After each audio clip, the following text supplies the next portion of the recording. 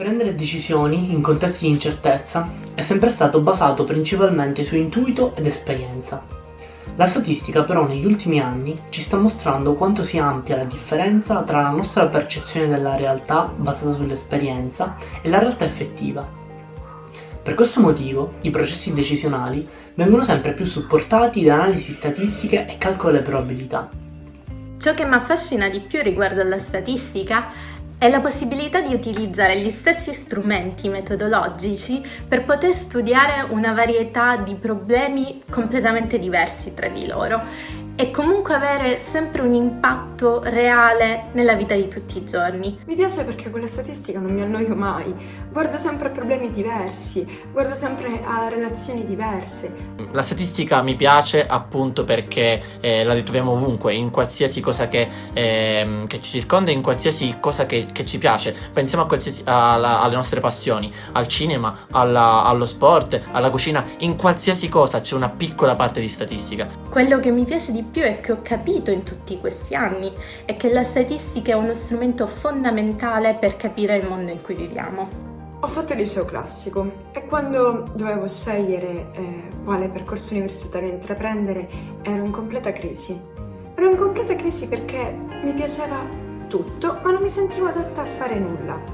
Mi sarebbe piaciuto studiare medicina, mi sarebbe piaciuto studiare economia, ingegneria, psicologia, legge, tutto. Mi piaceva sia la matematica che l'informatica, ma venendo dal liceo classico non mi sentivo forte in nessuna materia di questo tipo.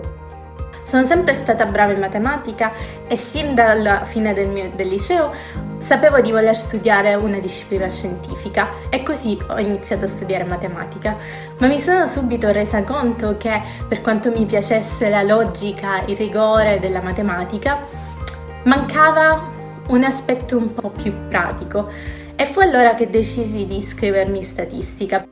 Con la statistica in realtà non ho mai dovuto scegliere una sola cosa.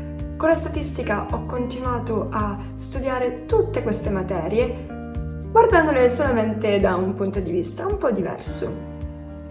La statistica è interessante perché parla di noi. Parla di noi non come individui ma come gruppo. E questo spesso ci sorprende perché ci dice cose di noi che non sapevamo. Studio dei modelli di sopravvivenza e dei modelli multistato, la cui applicazione varia dallo studio della sopravvivenza dei pazienti oncologici fino allo studio delle transizioni dalla convivenza al matrimonio per i giovani tedeschi. Nel mio lavoro la utilizzo in maniera molto particolare. Io la utilizzo per produrre nuove macchine. Più precisamente nuovi metalli.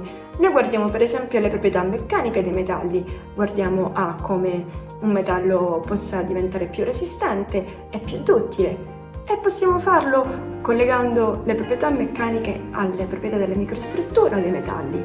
La statistica è anche in questo. Qualunque sia la vostra passione, la statistica sarà coinvolta.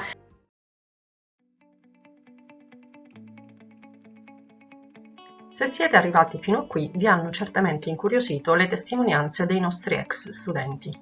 L'Università di Palermo offre un percorso completo in statistica, offre una laurea triennale in statistica per l'analisi dei dati, di cui vi parlerò più in dettaglio tra poco, una laurea magistrale in statistica e data science, un dottorato di ricerca e anche un master di secondo livello, cioè un master a cui si può accedere dopo la laurea magistrale.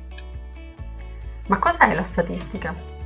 La statistica è la scienza che si occupa di sviluppare e studiare i metodi per collezionare, analizzare, interpretare e presentare dati empirici. E la cosa più bella di essere uno statistico è che può giocare nel giardino di chiunque.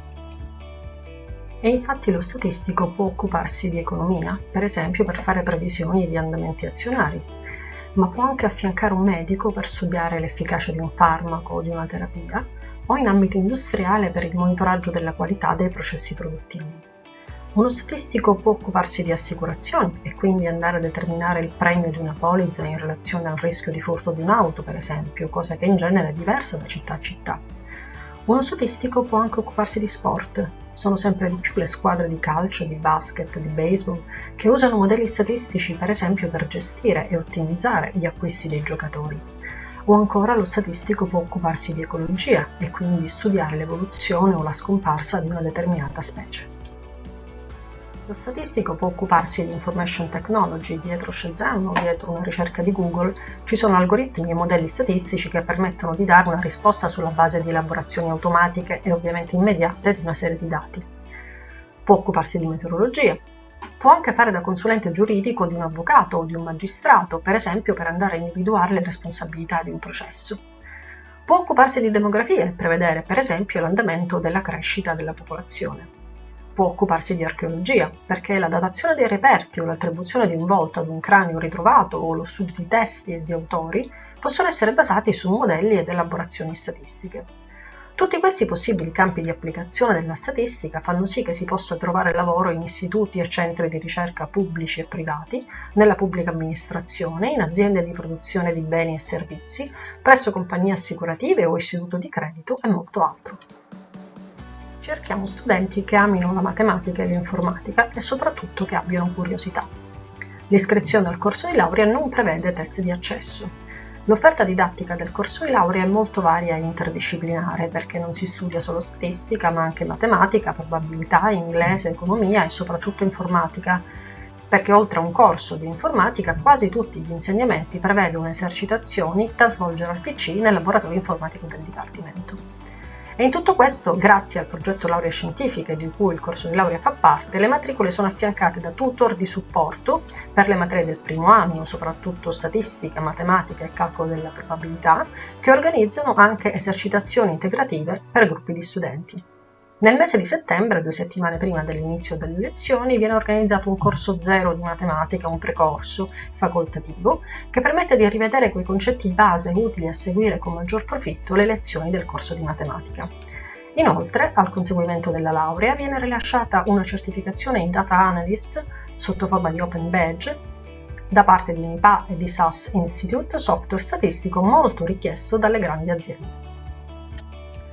Il corso di laurea ha stipulato diversi accordi Erasmus con partner europei, fra cui la Francia, la Germania, la Slovenia, l'Olanda, la Spagna e il Portogallo, e questi permettono di fare esperienza quindi in diversi paesi esteri.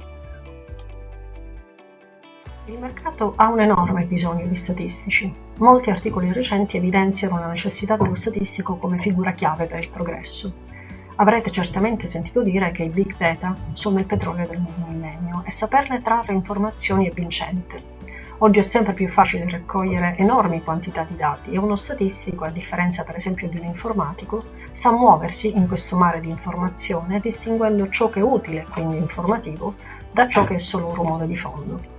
La domanda di statistici anche in Italia è sempre più alta e le previsioni per il prossimo futuro evidenziano sempre di più la grande necessità di statistici. L'ultimo rapporto di Unioncamere di novembre 2019 ci dice che a fronte di una previsione di 3.900 laureati in statistica, nei prossimi 4 anni il mercato italiano ne cercherà almeno 6.500.